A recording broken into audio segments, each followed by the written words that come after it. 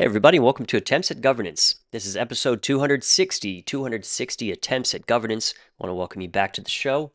We're going to start with the state of the Treasury, which is, well, it looks like that little discrepancy from last week has been amended because from the report last week, we're up 1.72 million dot back to 28.36 million dot in the Treasury. USDC is up 360,000 to 2.81 million, and USDC down 1.82 million to 4.5 million USDC. That's the state of the Treasury. We don't have Limo with us yet. Perhaps we'll get him later, but I saw on X that he has been raw dogging extrinsics with Polkadot JS again. Probably a lot of exciting news coming up there about what he's up to. But with his absence, we're going to throw it right to Funky, fresh cut, for the State of the Funk. Thanks so much, Jay. The State of the Funk is apologetic this week because I hope everybody enjoyed the Space Monkeys. I did not realize I carpet bombed everyone with the F word like 20 times during the episode. So exposure, I had tweaked my back doing deadlifts and had a couple medical marijuana gummies, so I was feeling quite nice and loose. And then, of course, you add the whiskey on top of it and the cigar and the moment, enjoying time with you, my friend. But hopefully I didn't offend anybody with all the F-bombs I was dropping all over the place. But the discussion was excellent. And the one thing that was clipped out on the editing floor, unfortunately, was the first criterion of a function of religion. and the ultimate power, which is Polkadot, the network, the tech stack itself, which kind of got shortened a little bit How did in that happen? going over the 4. It's okay. So it's the ultimate power is, of course, the network itself, Polkadot, and then the of course the sacred myth is Gavin creating Ethereum and then building Polkadot when Ethereum wasn't good enough, and then rights and bridge rules and the community of believers, which we're all here to celebrate with today as we enact a right and ritual. So thanks again, Jay, for giving me the time. It was a great discussion. I'm really looking forward to the other Space Monkeys that you recorded, because I know you laid down 4 total. So I think some great conversations coming up in the coming weeks. Thanks, Jay. Thank you very much. Apology accepted. I didn't even realize. I thought the F-bombs just flowed so nicely. I didn't even flag it. No, it was a good vibe. Sorry about cutting that little piece there. It's probably on the editing room floor. Maybe we can go sweep that up. Happens from time to time. But thank you very much, Funky, and thank you for being here as always. We have a very interesting show ahead for you all today, and we're going to start with the most influential news in OpenGov, and this is the introduction of Decentralized Voices, cohort number 5.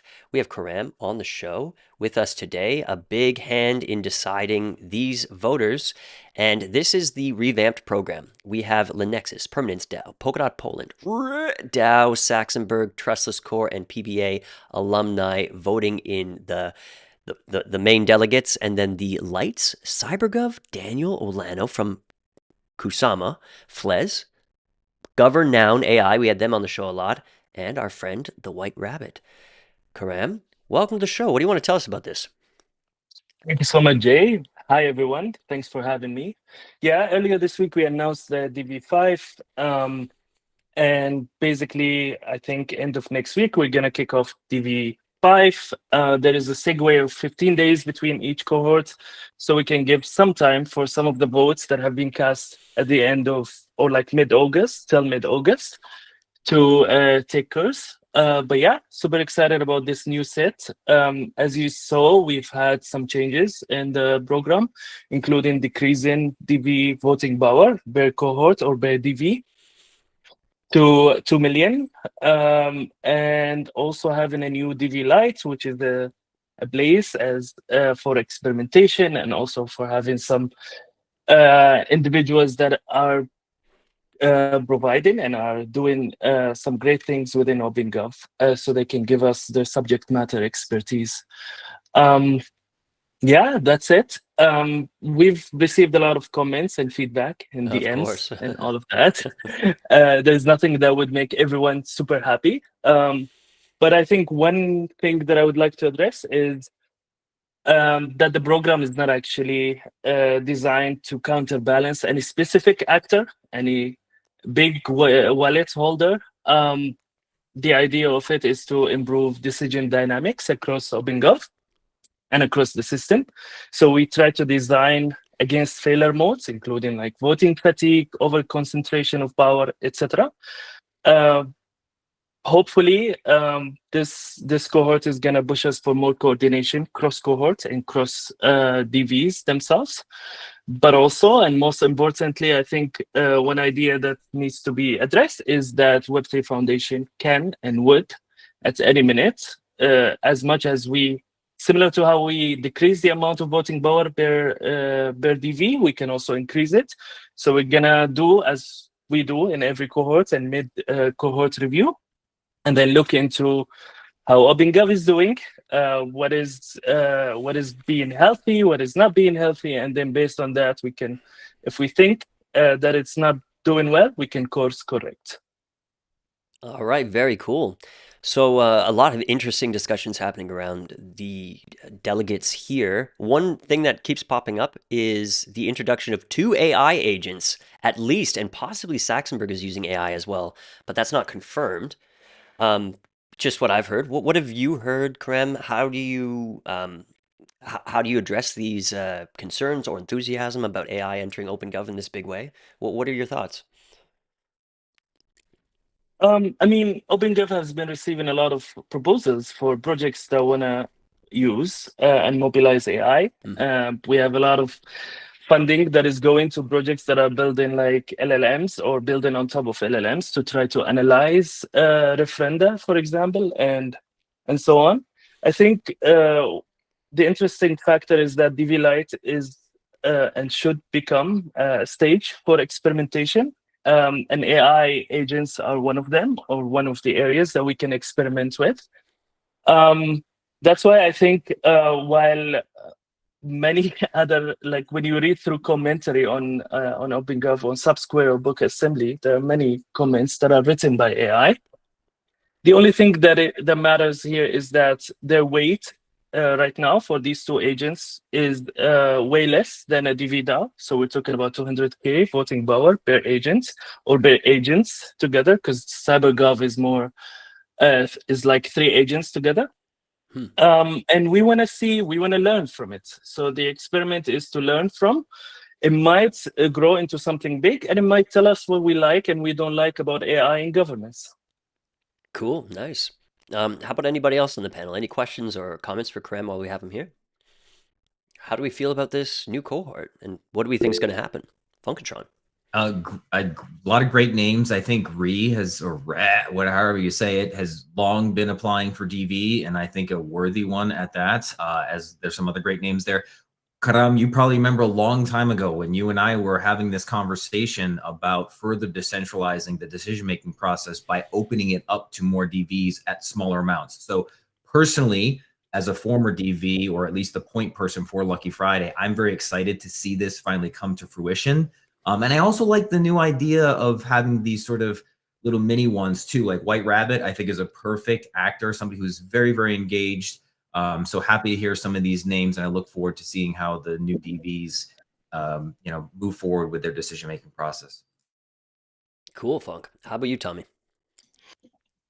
I also think it's interesting. It will be interesting to see how the new parameters that are currently up for vote, the parameter change, how it will influence, because it will be harder to get to the support threshold, right? So it requires the DVs, it requires Chaos DAO, and it will require, I think, also other maybe bigger voters or a lot of smaller voters that are incentivized to vote again.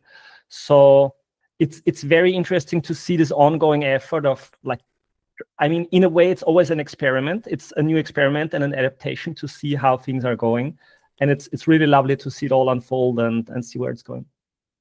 Hey, what is the total voting power in this cohort? Because last cohort, it was 36 million. Is that right? What's the total power here? So you have 7x2, so 14 million, plus 5x2, 1 million. So we're talking about 15 million voting power. So that's really quite interesting, because with these new participation thresholds, that's going to push the average participation way down. And we're going to kind of be faced with this. It's going to be hard to get anything through OpenGov, actually. That's interesting. What's so funny, Florentina? Tommy just wrote in the chat. Read it. What was it, Tommy? I was mentioning it's about 1.1 Chaos DAOs. Oh yeah, right. Our new Overlord's Chaos DAO. Okay, no, that's cool. What else do we have? Any other questions or comments? Krem, the good folks of Kusta want to know what they did wrong to be rejected from this cohort. They want to know if you need any offerings or bribes, or how do we get into the next one?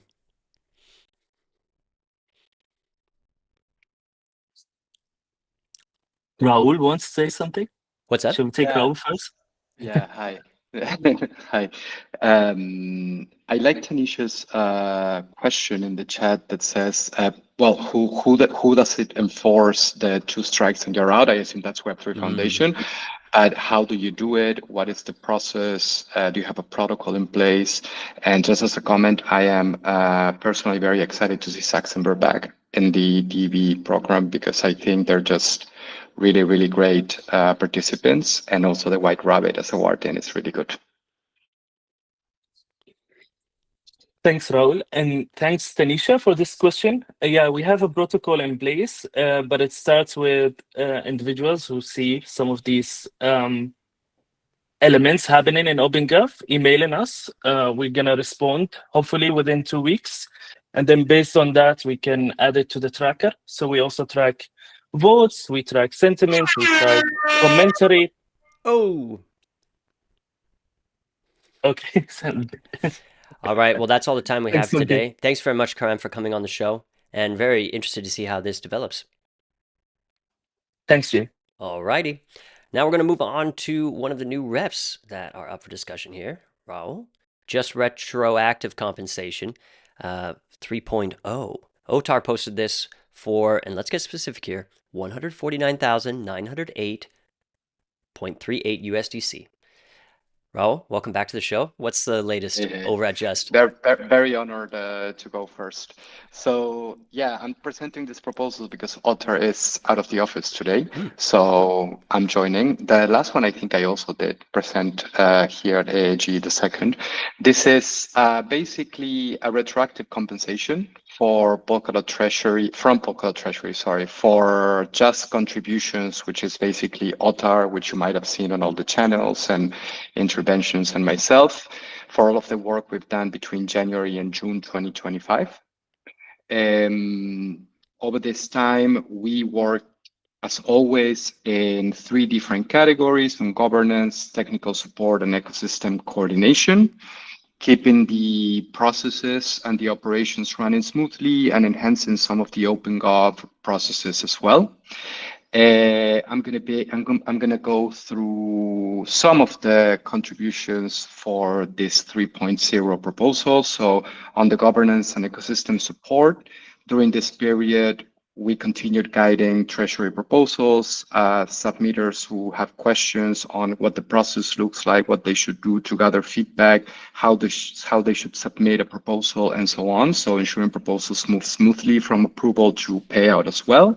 Given now we have stables, we know that already for a while, payments and stables and in dot token is a bit different. So some people were having trouble with that in the past months. We helped them through that as well.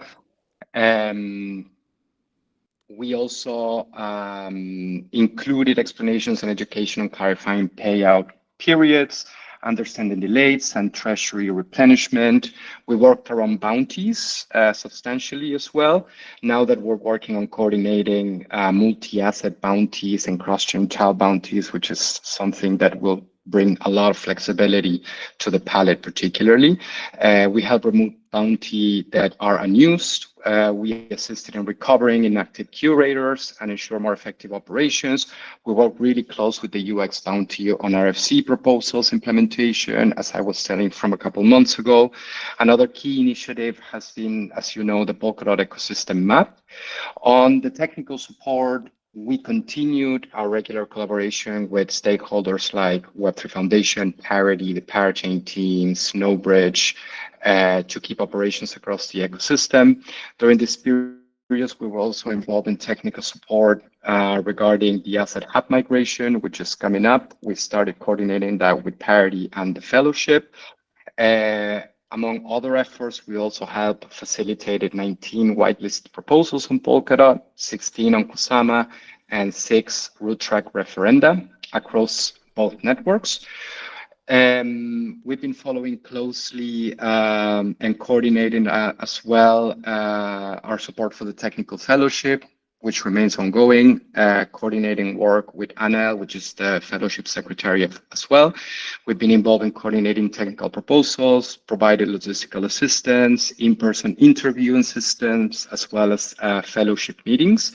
And on the community engagement and education, we've been very active as part of the Polkadot and Kusama channels, particularly on Element, moderating these channels and maintaining productive discussions, announcing new proposals, making sure people answer questions, contributed to community education and ecosystem discussions. We participated as mentors and judges on the Polkadot Blockchain Academy in Lucerne.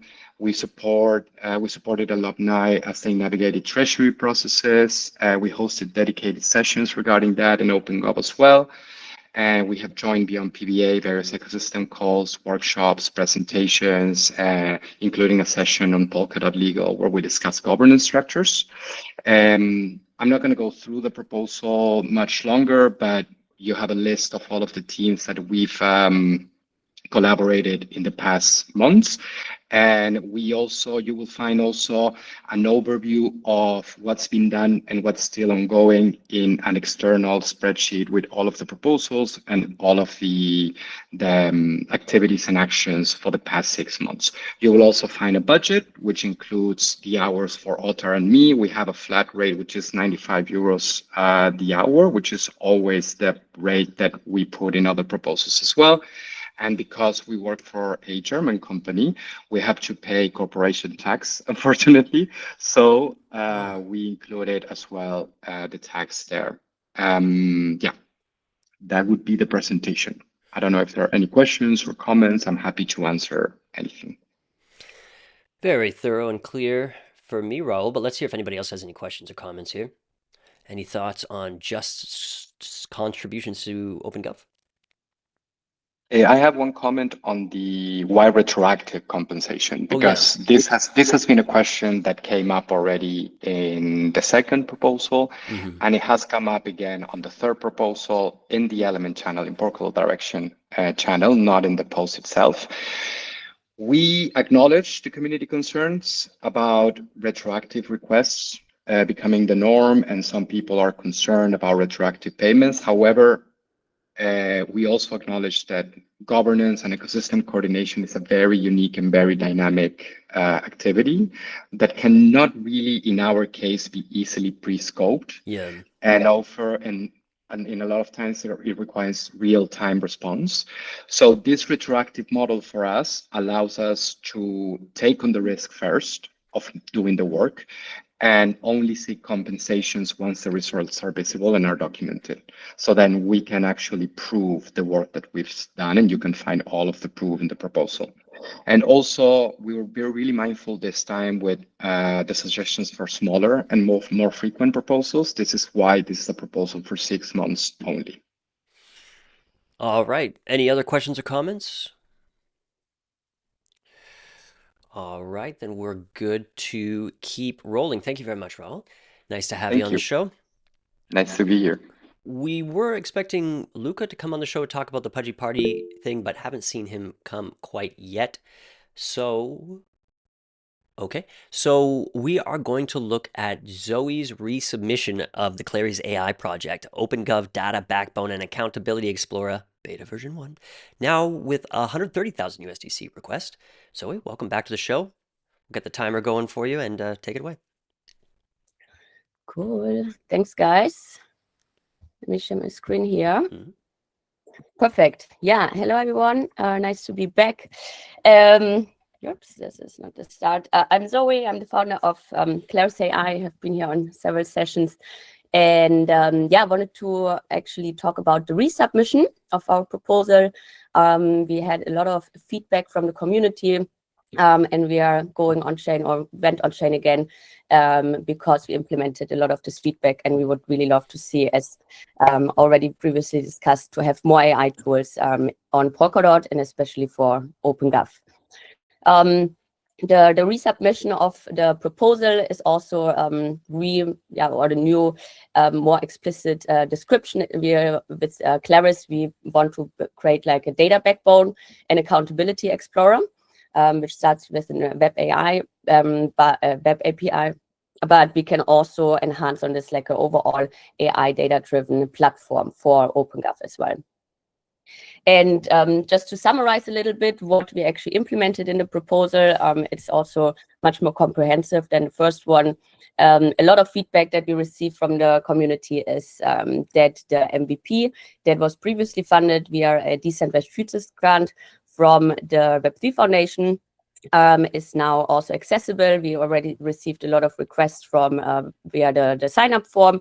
So whoever has not received a message from myself, please wait today and tomorrow, and you will also be able to test the MVP. And we are very excited to hear your feedback on this as well. We also received from some DVs the feedback to go more milestone-based, where we said, okay, that's why we split the proposal into 2 versions, V1 and V2. The V1 is on chain right now, and that's why the requested amount is also smaller, and we refocused on the roadmap overall. So that also includes technical feedback that we received on like using more open source tools or specific frameworks that actually some people suggested, which was great feedback. And also going more in incorporating with existing ecosystem tools, NeuroWeb from Origin Trail and so on. And we're talking with the teams already and also excited to integrate these technologies in the backend as well. We have done some AI engine improvements already in the MVP. That's why we're excited to open it up.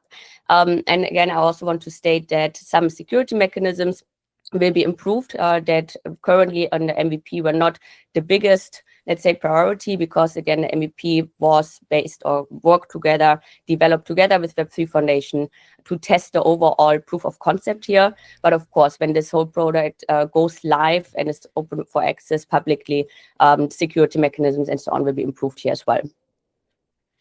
And lastly, the team, we presented this previously, but there is also always some feedback regarding also the technical points that I mentioned before. I just want to emphasize again that we have expanded the team for the beta development with a lot of great minds from with AI expertise. As you can see here, most of our tech team also has like they have great experience from bigger companies, and they bring all this expertise to the team, and I'm very happy to work with all of them. I'm jumping into a quick demo here that I put off, and what I want to show you, and you guys will have access to this as well.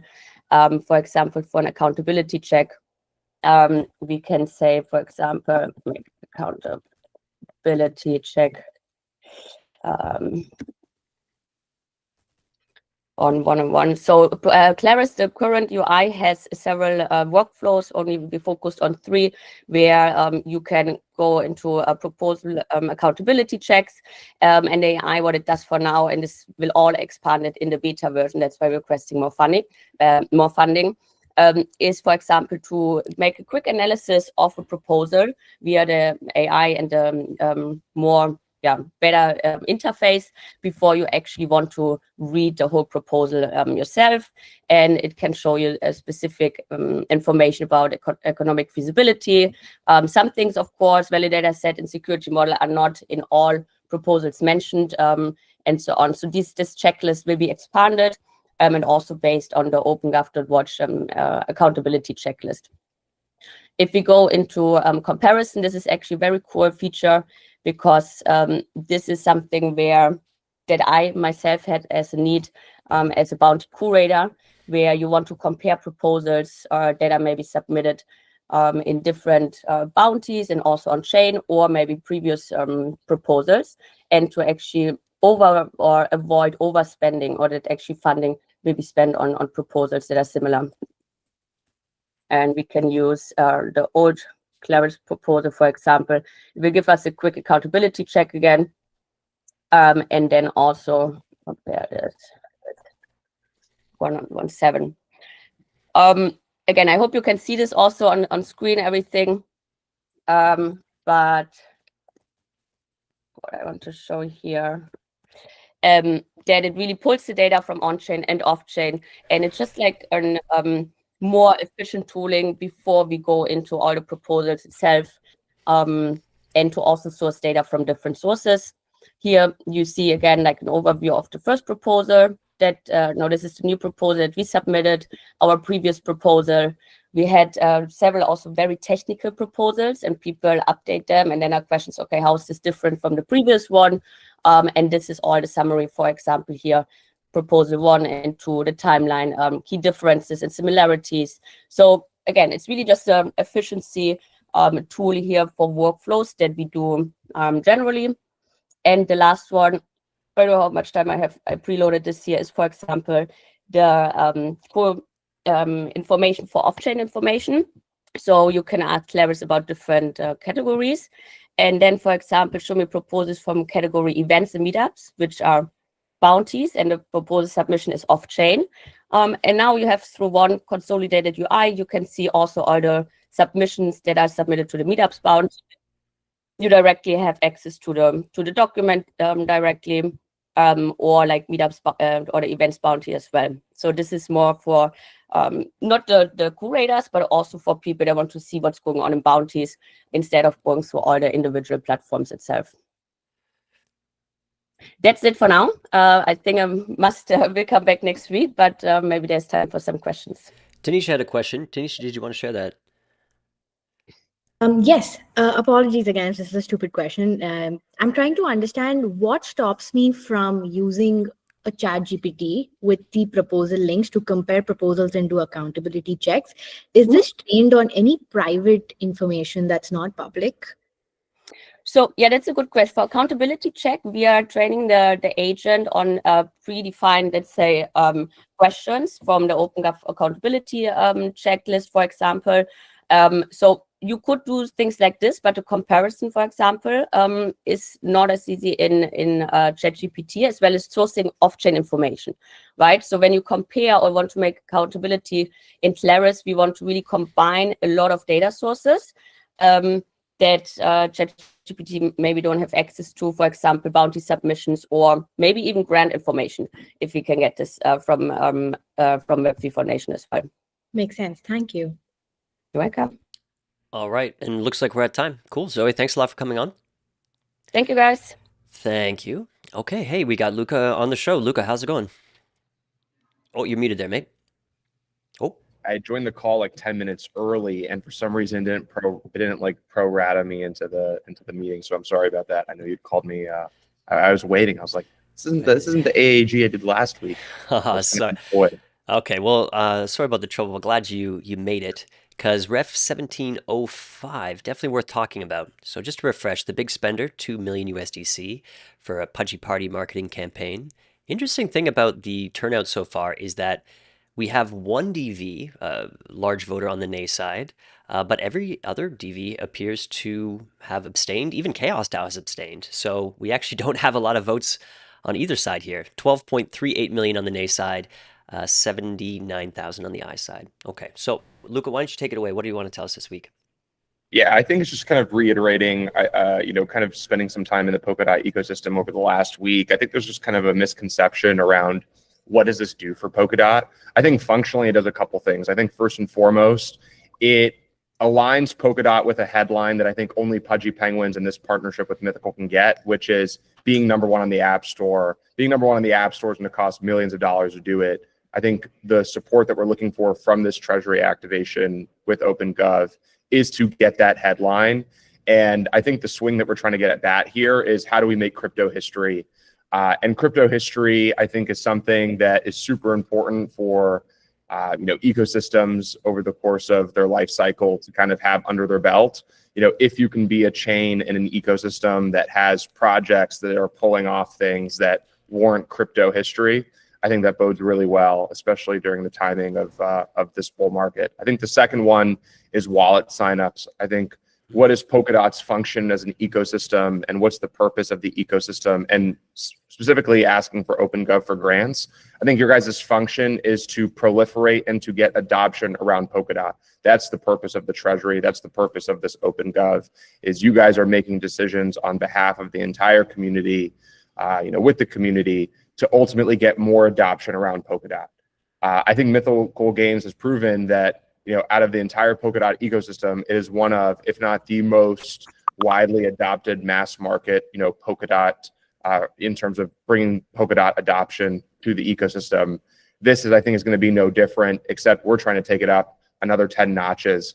And so when I think about transactions, wallets, new users signing up, new users using, a mass market chain, I think no matter how many ways you skin the cat, you come to the conclusion that this is probably one of the most highest EV proposals that will come across OpenGov over the next year.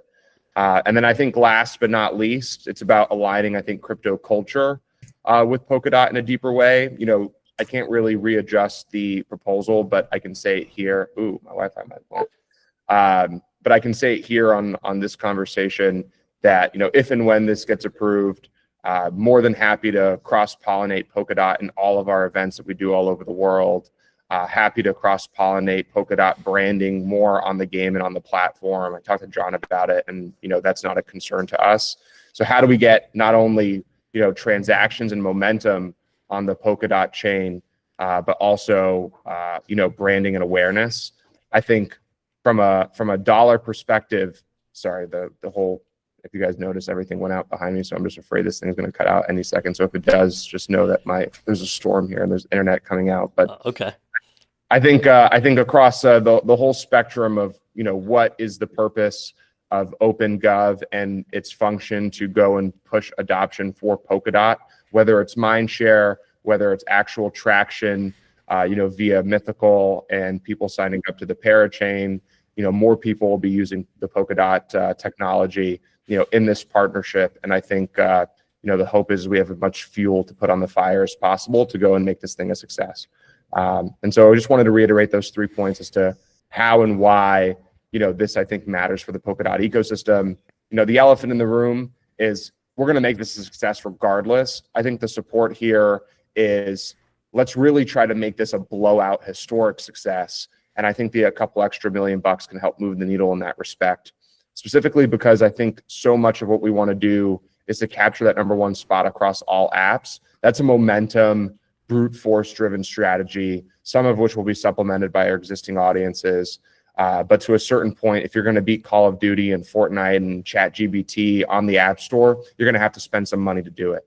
And so, if the Polkadot ecosystem values that moment, I can tell you as a marketer, as a community member, that type of headline is something I could spin for an entire year and champion for an entire year and galvanize and create headlines for an entire year.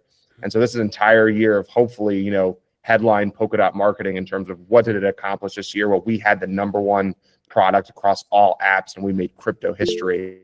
I mean, being able to say that, being able to be a part of that, being able to say you powered that is worth a lot more than $2 million. And what that does, I think, for the return on capital in the space, the way that I look at it, and I'll give you guys just a perspective on how I look at things at Pudgy Penguins, specifically around the Pengu token. We just speaking, it's not confidential, so I won't even say that, but we will do an activation, and the question will be, if I spend $1 million on this, what does this do for my ecosystem? I actually live in a little bit of a different reality than most founders, which is like I address the elephant in the room, which is the price of the asset. And so, we'll make us decisions of, if I spend $1 million on this activation, will I create tens of millions of dollars in market cap back, right? And if you look at it through that lens, my lens that I encourage everybody listening to this, specifically, anybody who's aligned with Polkadot, you spend $2 million here, and if we can get #1 on the App Store, which I think is a 50% probability that we could, how much value to the market cap will that return as a headline to the Polkadot ecosystem? And if it's up just 10% on that day, right? $2 million returned hundreds of millions of dollars, right? In token value and token appreciation. And I think this is the only way to look at this. And I think if we're not looking at it this way, I just encourage everyone to look at any ecosystem that way, specifically when you're running a DAO and you're trying to push, decentralized, voting mechanisms and capital allocations in a certain direction. I look at it very much like a transaction. And so my goal is, if you gave us $2 million, even if we didn't get #1 on the App Store, getting all those streamers, the world's biggest celebrities and influencers talking about it, me honoring my word that I've, communicated here of putting Polkadot branding on the game, that's just going to translate so well, I think, to price action and ultimately what I think everybody wants, which is a more valuable token and a more valuable ecosystem. So that's my pitch. And I just wanted to, while poking around through the Polkadot ecosystem, I saw a lot of concerns of like, what does this do for me? And hopefully my answers or my little monologue here today give you guys a little bit of clarity as to how I think this helps everybody who's Polkadot aligned. All right, good pitch. Yeah, that last point of aligning Polkadot with the greater crypto narrative is pretty compelling for me. Some support in the chat, but we're out of time here. I did want to check, though, Karem, when did we say you were transferring voting power between the DVs? Was that in 2 weeks, you said? It's going to happen on September 1st. September 1st. So what's really interesting about this, Luca, is we have these this delegated voting power that's with 6 groups right now. In 10 days or 11 days, that's all going to be stripped and then transferred to a whole new group of voters, which is going to totally change what this vote looks like. which way, I have no idea, but it's one of those interesting in-between proposals in this transition. Nice. Thank you. Thank you for that lore. Yeah, no problem. It's an interesting time. Cool. Luca, thanks for coming on and sharing this and that new news of kind of brand placement as well. They're very interesting. Thanks for having me. Sweet. All right, we're going to now move on to a discussion. This is for, the JAM search project. So lots of information about the JAM upgrade. We have Tomek, and who else is on with you, Tomek? Me. Oh yeah, Christian. Great, buddy. Thanks for coming on the show. You guys have kind of been doing this small treasury requests as you build the app, which is a nice way to go about it. This is just a discussion post right now for an upcoming proposal of 25,000 USDC. We'll put 8 minutes on the clock, guys. What do you want to talk about? Yeah, so first of all, nice to meet you, everyone. I was involved in doing this. I was actually leading this project. I'm Christian, and me and Tomek were part of Flappy Labs collective, let's say. This project is about searching through JAM knowledge. I mean, there is an issue in JAM, for now, mostly for the implementators, that the knowledge is shattered a bit across many different sources, like the Matrix, Discord, some documentation, gray paper, things like that. Of course, gray paper is the main source of, it should be the only source of truth for the protocol itself. But for the implementations, there are many sources like GitHub, everything like that. And it is challenging at the moment to search through all of this knowledge, especially that, Matrix, you need to log into Matrix to actually see something. You need to log into Discord to actually see something. And, and you cannot really find it at Google. So there was a need to actually build something that is going to let you search for this knowledge and to maybe optimize it a bit. I will present you how it looks like, because this is the retroactive founding. So I've got this comfortable situation that I can just show you the app and it's just working because it's already done and we already request for what we have. So it basically lets you search through many different data sources that we have, that we added, and check for the information that seems to relevant to your topic. So for example, can you zoom in a bit, Christian? Yeah, sorry, that's a very large screen. Good call. Yeah, so you've got here like 7 different sources for now, like gray paper, Matrix channels, documentation. Like we were able to index any Matrix channels, any PDFs, any sites, any Discords, things like that. And we build it in a way to actually integrate with more sources if it's needed, if they start to appear. I don't really want to do any large, demo here because you can check it by yourself. But for example, I just type PVM and we can just go through the different. Sorry, this is Discord. We can go through different, for example, messages on Matrix. Sometimes you are able to open the information in the app. Sometimes we need to show you only a brief information about the message, and you need to go to the actual app because of some legal issues with, for example, GitHub that doesn't allow to embed, but technical details. And you can see many different sources here. For example, the jam chain documentation. You need to mute yourself. Something funky happening over there. Yeah, funky. Yeah. All right, all good. Go ahead. Yeah, and for example, I can type something else, or I can actually go to show you one actually nice feature, which is checking, for example, for messages from a specific person in case of, for example, Matrix, if it's relevant. So it makes sense for Matrix, but not for the gray paper. Yeah, and we can type for something else, like for example, rules, and the rules for make the most sense in case of the official documentation for the JAM price itself, where you can actually see the rules here. As I said, I don't want to talk too much. It's already almost 4 minutes, and I believe it's more valuable to actually get your questions because, as you said, it is in the discussion, and we just want to discuss this for now to get the most feedback we can and maybe change something that might be interesting. Yeah. All right, thanks a lot. So since it's a retroactive payment, we get to ask, like, how is the user base? How many people are using it? Any feedback from the people who are using it? What's the experience with the product like so far? Sorry, Tommy, do you want to answer? Because I saw you unmute yourself, so I thought maybe. Yeah, because I wanted to mention that this project was actually requested by the Jam implementers on one of the early calls. It's written down in the proposal. We know that there are a few people using that.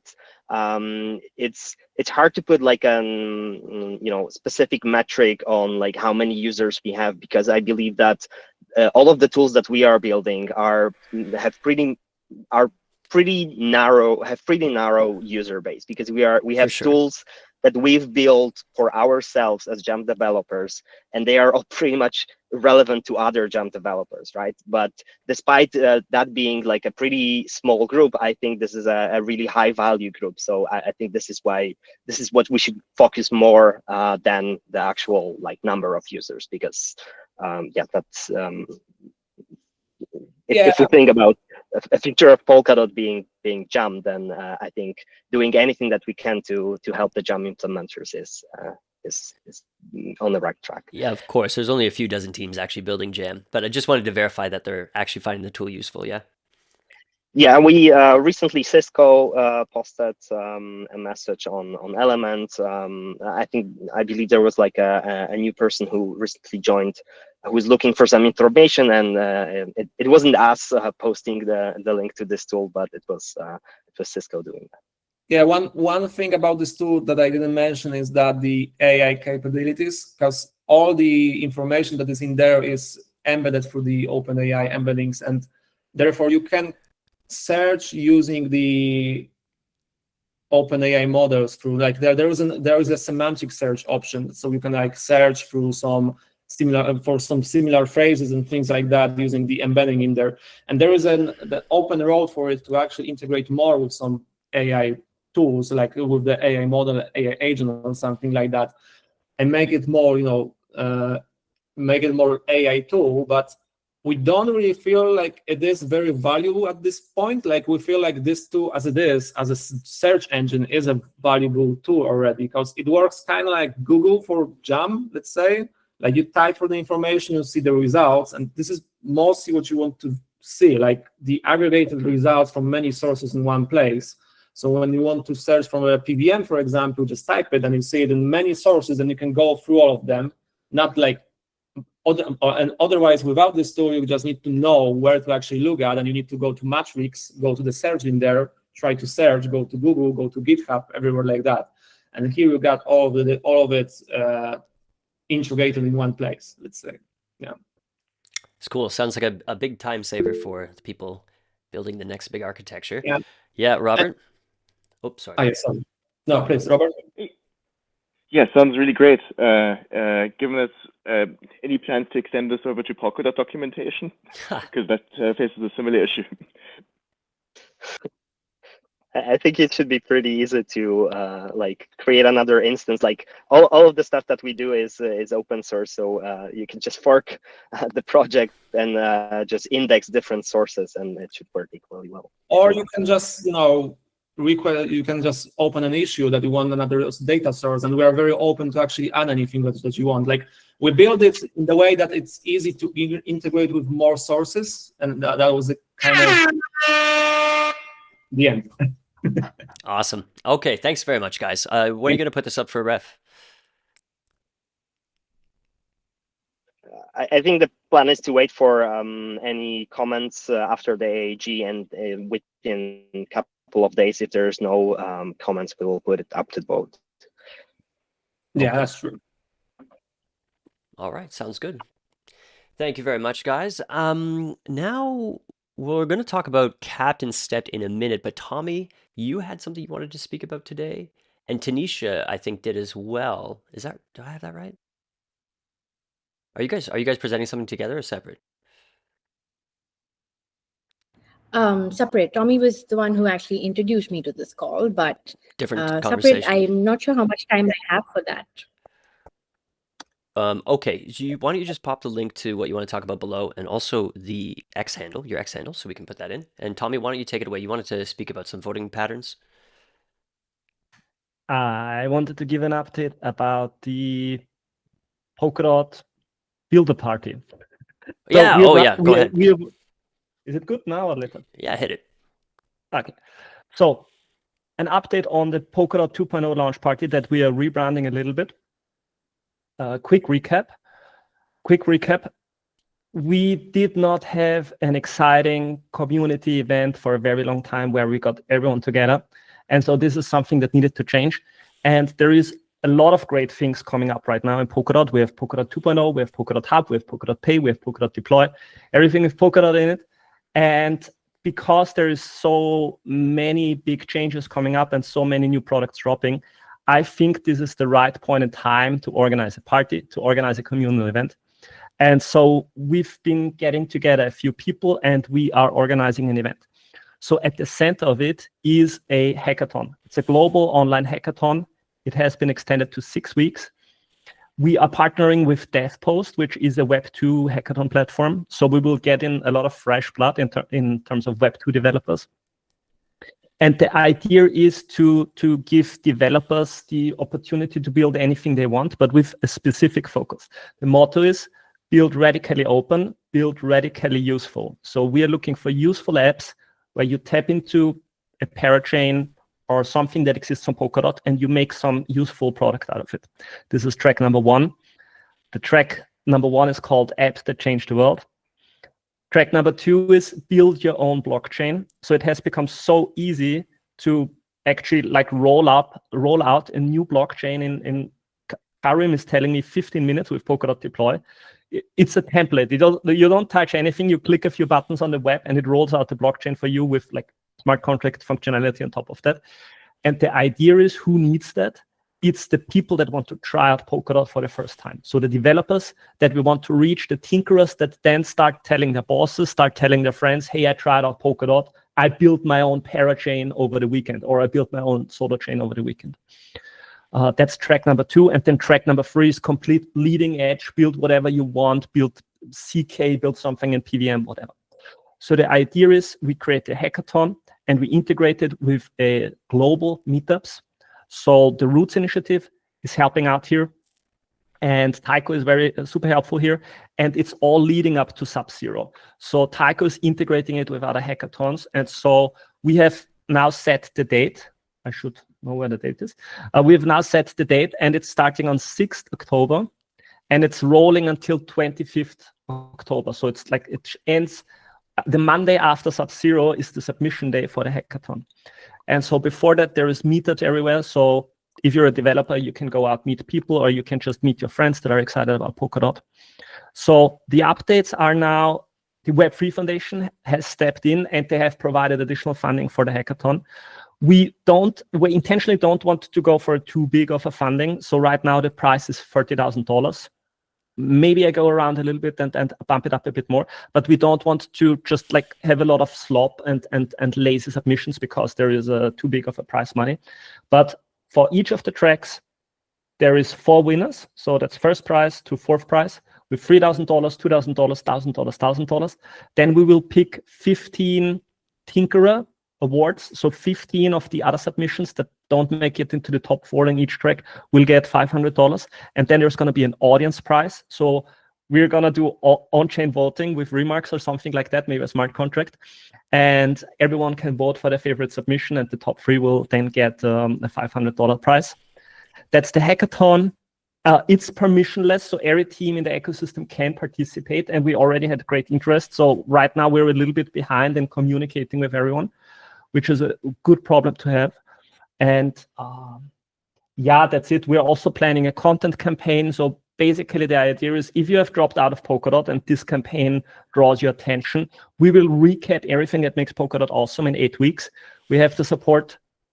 So Evan indicated some support that we might sort of like not do a takeover, but we give out the content agenda for the 8 weeks of the campaign and we completely roll up everything that makes Polkadot great, all the parachains, all the product, everything. I think that's it. That's the update for the Polkadot Builder Party. Okay, so this is an online event, right? And the starting date one more time was? The starting day is 6th of October. And submission deadline? Submission deadline. Submission deadline is the day after Sub-Zero. I think it's like the 21st of November. So we will have the Kusama Hub migration and the Polkadot Hub migration during the timeframe. Okay. Are you lining up with the Web0 Sub-Zero hackathon? Yes. So Tycho is the integration point here, and he makes sure it's all aligned and integrated and coordinated. So there's the Latin hack, which is also like part of the whole thing. So we're coordinating with that. Cool. All right. Any questions for Tommy? All right. We will start reaching out to all the teams soon. All right. Sounds good. Thank you very much, sir. I'm going to talk real quick about capped and stepped inflation. Going to give everybody an update on the exciting developments since last week. Boy, oh boy, this is a very interesting topic that we are getting to vote on at this time during all this chaos of the moving DV and all that. My impression so far, it's a little bit of a timid vote. I don't know if people are waiting to get some more signals from other people, or it's just taking a while to digest the information. We've been talking about this for a couple months, but it is a big decision, and I definitely encourage everybody to take their time on it. But here's what's happened since last week. One, the hard pressure supply schedule has taken away the vote that has come in so far. 6.77 million on the I side and 1.55 million on the nay side. The decision deposit for this was placed by this Anon account that turns out to be Colorful Notion, who is also one of the big votes on the I side here. So Colorful Notion supporting the hard pressure supply schedule. We also introduced the medium pressure supply schedule and the soft pressure supply schedule. Where is that? Yep. And both of these decision deposits were placed by Parity Bags, I suppose. So Parity placed the decision deposits there. So now all refs are in play, and we are waiting for more votes to come in. We also had Jonas from the Web3 Foundation. Him and I had a discussion yesterday. He's making some recommendations on security enhancements that we would need to deploy if we chose any of these new inflation schedules. Obviously, severely or moderately or softly cutting inflation on March 14th next year means that we're going to be screwing with some security assumptions. So he's just throwing numbers out there. But he said I could share these ideas. One is asking DOT validators to have a 10,000 DOT self-stake. Right now, their self-stake requirement is 0, so we're not driving so much security from there. He's also thinking about the idea of minimum commissions for validators, and then also to keep nominators involved, removing their slashing and totally removing the unbonding period completely. So that's even more extreme than the 2-day unbonding that has been under development. These are just ideas for now, but kind of the glory of the program here is we're only voting on the supply schedule. That's it. All the other parameters all the other economic levers that we can pull, all of that is up for discussion at a later time. So we can focus on the supply schedule, set it. We're asking for it to be enshrined in JAM. Hopefully it's never touched until it is. And then we have an economy to manage after that. If one of these is selected, we're hoping to get it into the version 1, the runtime 1.8 upgrade, which is October, Tommy, 3rd or something like that. So October 7th. 7th, something like, yes, October 7th, potentially. So once that passes, whenever it passes, we can say DOT now has a cap supply, either at 2.1 billion or 3.41 billion. And then this is, you mean potentially when the 1.8 could be, Raul? Yeah.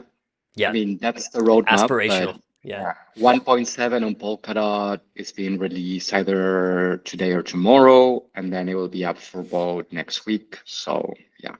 So aspirationally, October 7th, but our goal is to get this update, this inflation schedule update into 1.8.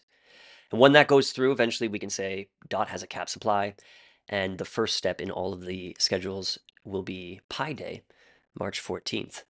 So I saw some comments that people were like, this is a lot to consume. You know, there's 3 different refs here because we're voting on 3 different schedules.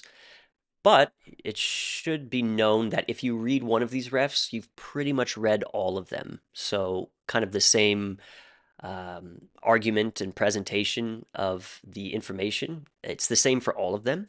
And once you read one, you've kind of got them all.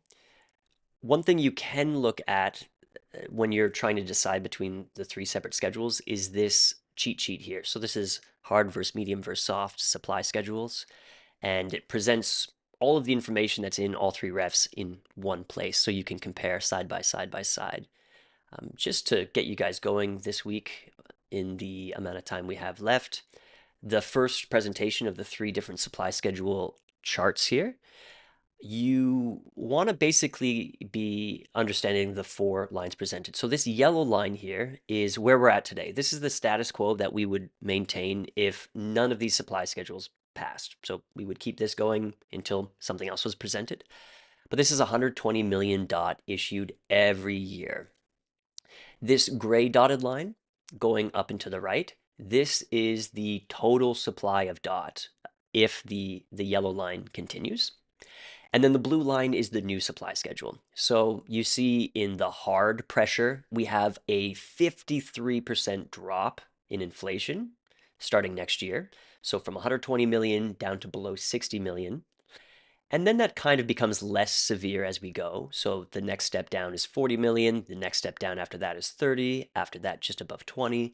And that kind of tapers off. So hard pressure is hard change up front, and then it kind of mellows out. Medium pressure is a little bit less severe up front, 30 down to 80 million, so 40 million drop. Then we go to about 50 million, and then about 30 million, and then 20 million. And that's so just a little less severe up front. And then finally, soft pressure is just a nice, gentle decline in inflation all the way down, dropping about 15 million at the first step down, and then another 15 million, and that kind of goes down a little bit more steady. You can view this cheat sheet to make your decision. The other charts show kind of what the staking reward would look like, if we didn't add to staking rewards through revenue. Also shows the market cap we'd need to achieve with this purple line and this red line here. These are the market caps we need to achieve for inflation to be worth the same as the expenses that we are giving out today. Again, that's a situation where we have no new revenue. Then you can just compare numbers like staking APR right across the board. You could take time to think about it and use your DOT to vote on the future of Polkadot supply. Oh, we've lost Funky. Anybody have any quick questions? All right, what are we waiting for? Let's see what the DAO has to say. It's a very interesting conversation, and we've been in consultation with lots and lots of people throughout, so it's nice to see this up for vote. Making DOT's supply capped and stepped. Very cool. All right, we're going to throw it now to... Where did she go? Wait, did we lose? Didn't we have... What was her name? Yeah, she's gone. Oh, she ducked. Yeah, she left a message. She will request time in the agenda maybe next week, I guess. Oh, so she meant she didn't have time to be here to say it. Oh, that's too bad. Okay. Hopefully we can get in touch and we can schedule her time. You're talking Tanisha? Tanisha, yeah, that's right. Tanisha. Yeah. She has done some very interesting research that she wants to present. Yeah. So she asks for some time next week. That's cool. We have it here. Voter behavior and blockchain governance, a comparative study of Curve, Finance, and Polkadot. Comparing Curve and Polkadot. Right. She won a prize for that. What's that? She won a prize for that research. Okay. Maybe, Tommy, could you get me in touch with her on Telegram, and then we can make sure she has a spot next week? Yeah. That'd be super. Thank you. Okay. Fine. Well, we can take a look at refs on the go. Let's see. Nova Wallet. Oh, this is interesting. 78.8% in favor for Nova Wallet right now. 22 million on the I side, 6 million against. And we do have... Oh, we are going to be going into the new DVs for Nova Wallet. So we actually want to be watching how these DVs are voting on the way to that transition to see how this actually pans out. Gossamer sitting right on the line. Wait, is that right, Karam, or no? Yeah, it's right. Yeah, okay. Yeah, okay. Yeah, very interesting. Okay, so Gossamer right on the line right now, 51.1% in favor, 48.9% against. This will also be part of the DV transition, and that's definitely going to be one to watch. Snowbridge is doing really well, 87.2% in favor of this version 3 of this proposal.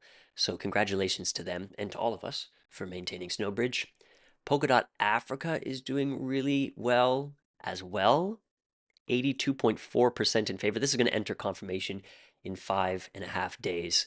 So congratulations to them. We do have one ref confirming right now, which I want to get to. But now we'll open it up to the chat to see if there's anything else we want to talk about that we haven't so far. Florentina. Yes, Jay, you just mentioned the Gossamer proposal. I just wanted to mention the Quadrivium proposal because surprisingly, it totally changed from last week and now they have 52.5%. Florentina jumping approval. us to confirming refs. Indeed. I'm so sorry. No, you're good. No, you're good. But this is right on the line as well. I saw this earlier this morning and it was higher, but now it's kind of dropped down to 52.5% in favor during confirmation. What happened there? Let's see. Maybe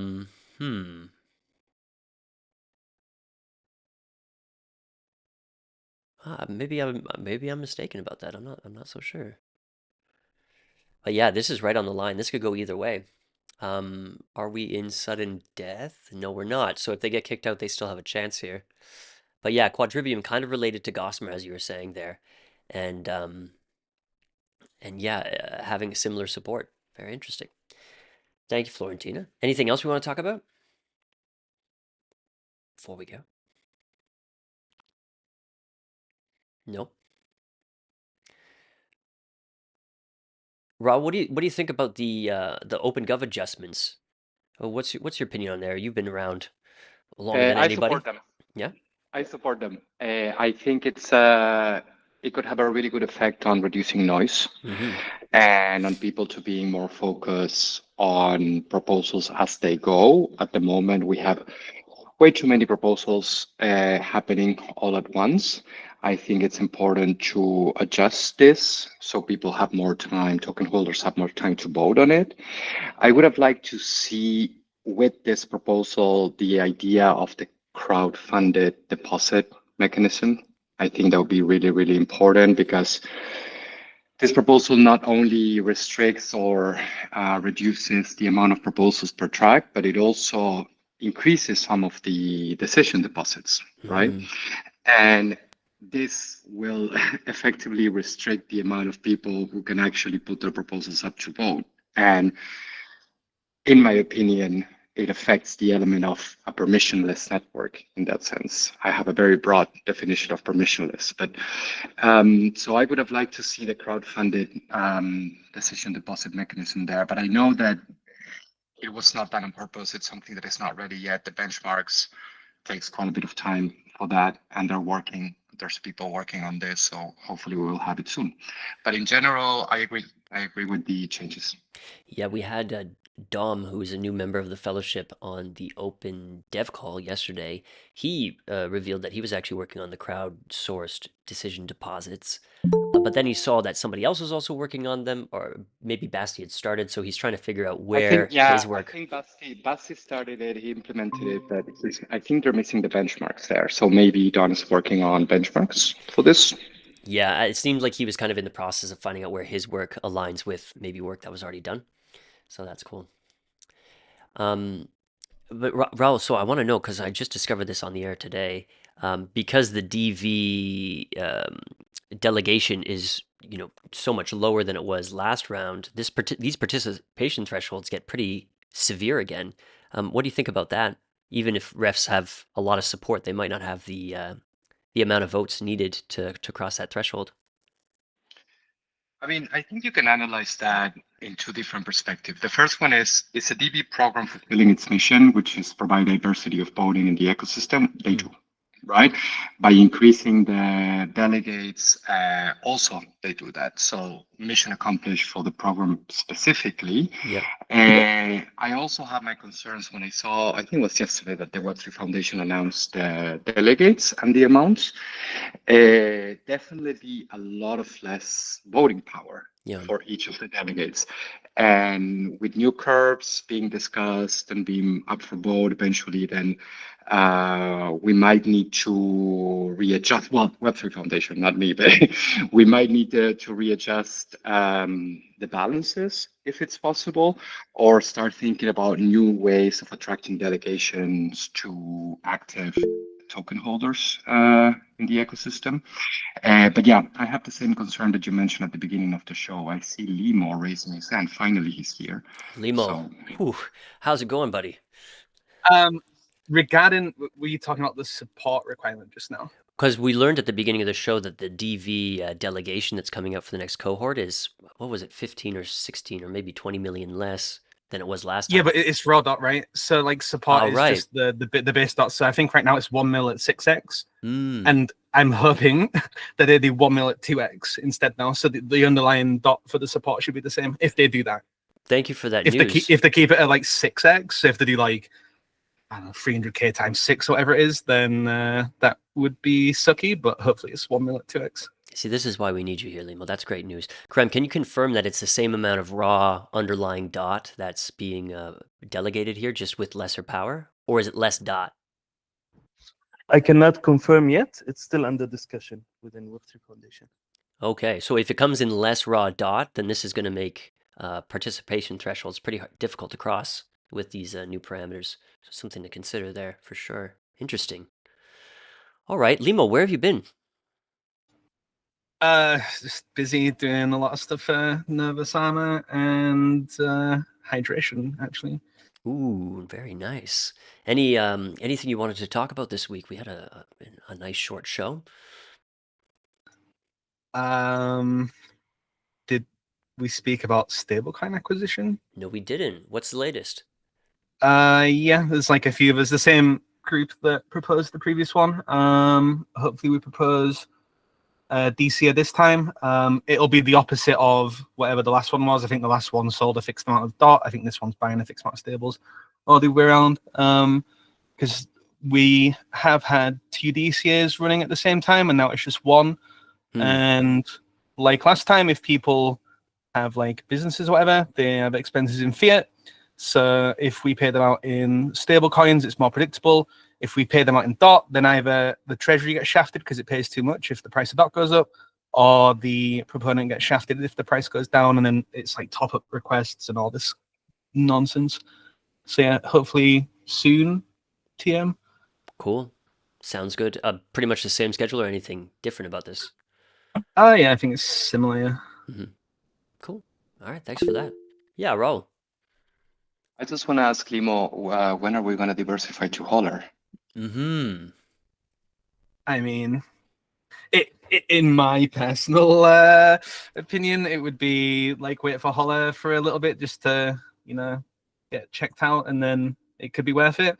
I think there's like some issues with like certain legislation being pushed in certain places with centralized stable coins. It's a bit weird, and yeah, I'm quite the fan of like DAI, or is it SUSDS now, whatever it's called. I think it's but I mean potentially a good move.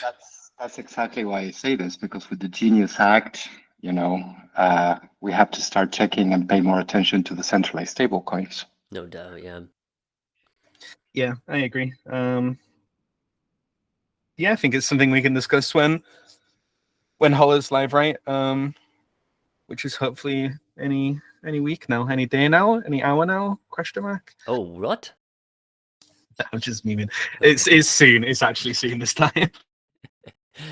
Nice. How about that Bitcoin DCA? Well, where did we leave that conversation off last? I thought the last thing we had was a positive vote or wish for change to do it. Is that right?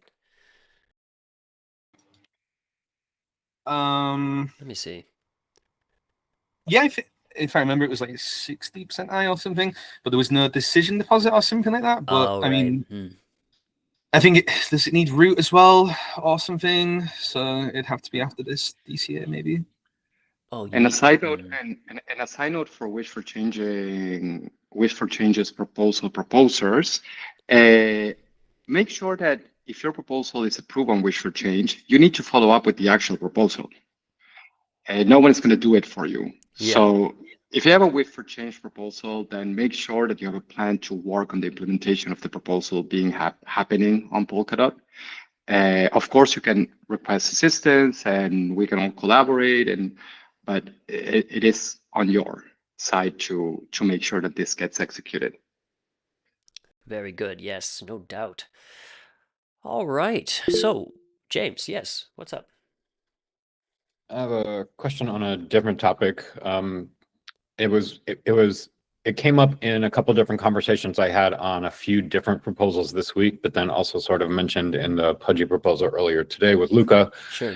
And I just remember, in general, I remember having conversations here on AAG around any project that received Treasury funds through OpenGov. We either had a desire or a requirement that they include powered by Polkadot, secured by Polkadot, some kind of X by Polkadot branding. And I just wanted to know if anybody, like, what's the current status of that, if anybody recalls? Is it still a desire? Is it a requirement? What's the status? Yeah, Limo?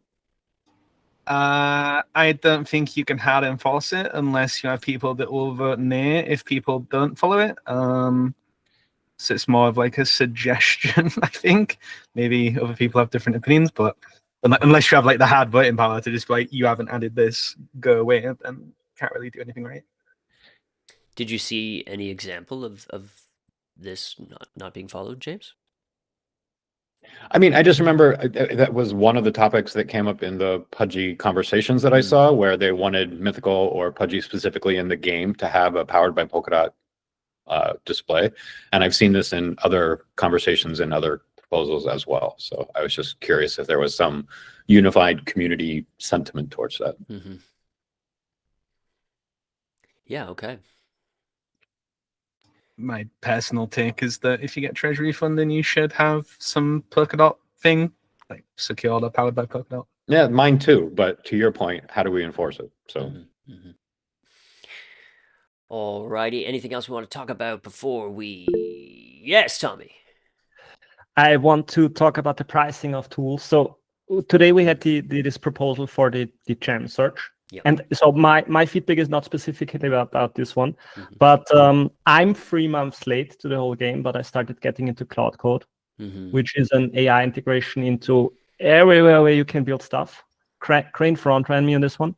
But this thing is so powerful, and it's getting powerful every quarter. You know, every quarter these things are getting powerful. This thing is so powerful. Over the weekend, I built a tool, like over 2 nights, I built a tool that just shows me the top 50, like basically just takes subscan, and I built my own subscan just against the API. So my point is, I think these small tools, pricing has to go way down in the future, because you can just build these things in no time now, right? So I feel like 120 hours, 80 hours, 30 hours, this was true in the past. It's no longer true for the non-critical applications where you create a nice dashboard for people. That's super helpful, where it's okay if it's like coded in a bad way or whatever. These prices need to go down. Like useful things, non-critical things, no longer 25,000 or 50,000 in the future. Yeah, that's a good note. Limo, what do you think? Completely agree. I was on the Claude Code bandwagon after it's like Taylor, Jordan, Erin, like everyone, a Crane. I think there was like an example on Kusama recently where there was like a nice little dashboard for something. I think I had the comment that like you could just do that in Claude Code in like an evening.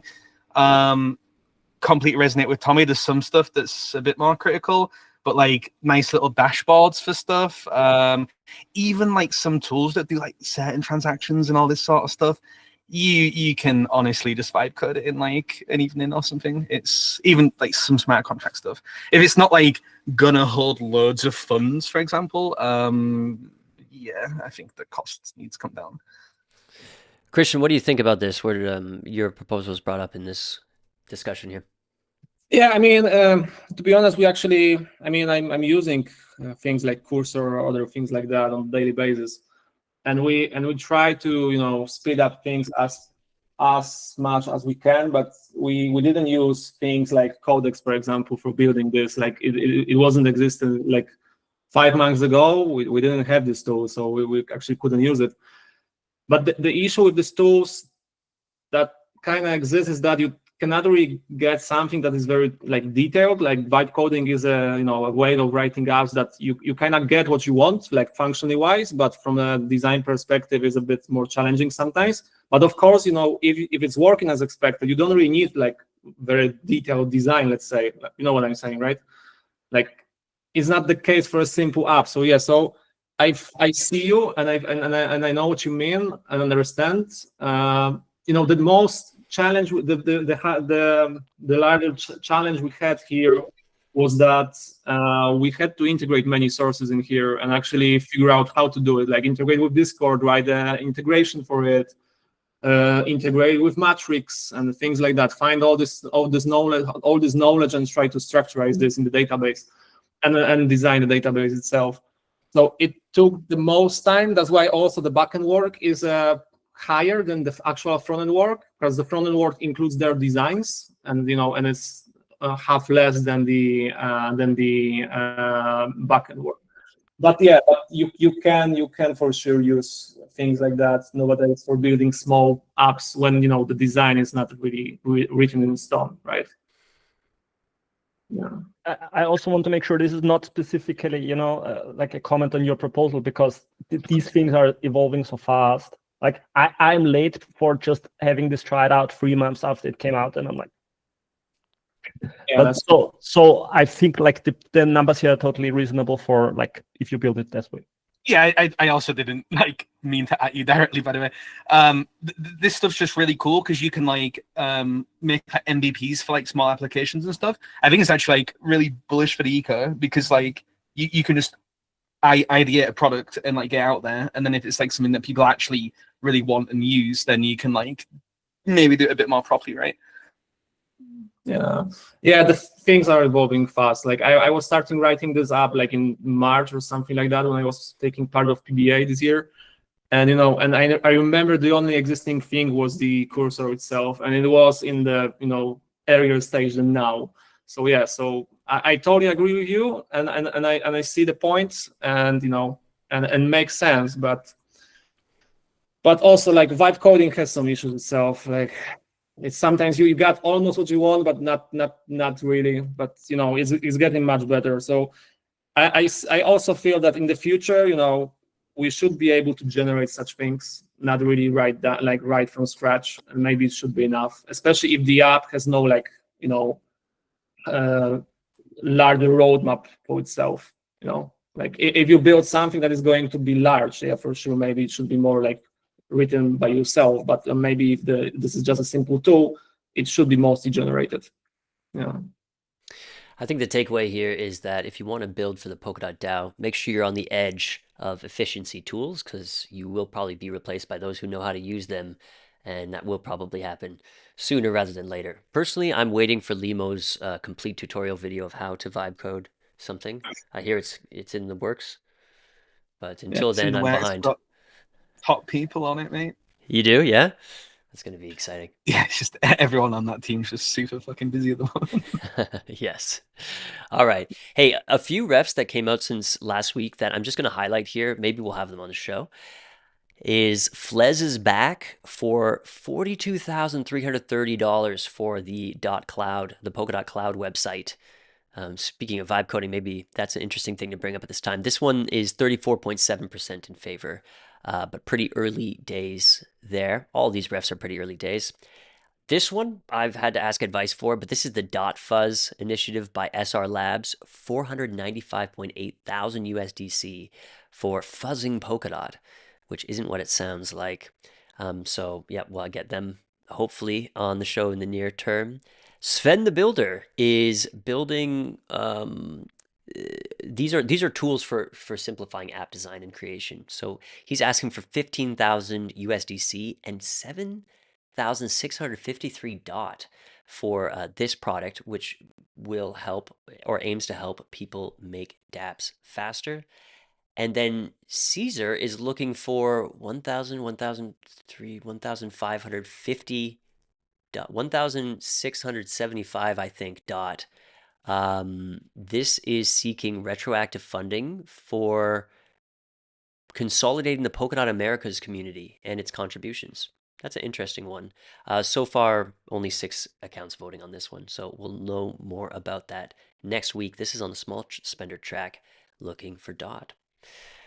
All right, I guess we'll end it there, guys. Thanks for the nice 90-minute show today. We'll see you all next week. Obviously, a lot of important discussions and decisions being made right now in OpenGov. So it's nice to have everybody here to participate and contribute to consensus. This weekend on Space Monkeys, we're taking a small detour out of the Polkadot ecosystem to interview the young man who's responsible for marketing Abstract. Abstract is the chain that is connected to Pudgy Penguins. They've had a very interesting rollout strategy, and we were close by their booth at the Las Vegas event, and I've been really impressed with their rollout strategy, so theirs. It's a very interesting short episode, so I hope you check it out. That's on Sunday, but not before the Friday.news pump tomorrow. Check that out. We'll see you all again on Monday. Have a great weekend, everybody.